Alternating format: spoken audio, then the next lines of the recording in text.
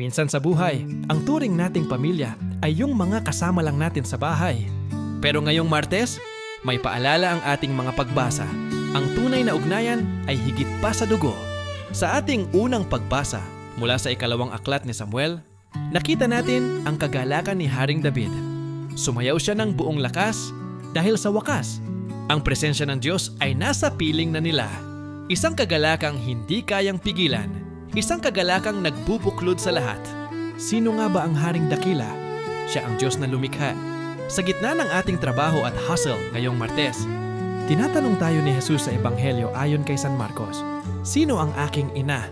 Sino ang aking mga kapatid? Kaisa tayo ng bawat Pilipinong naghahanap ng kalinga.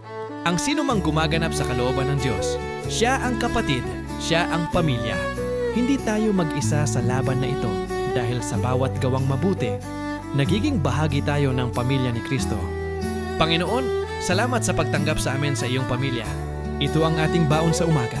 Ito ang mabuting balita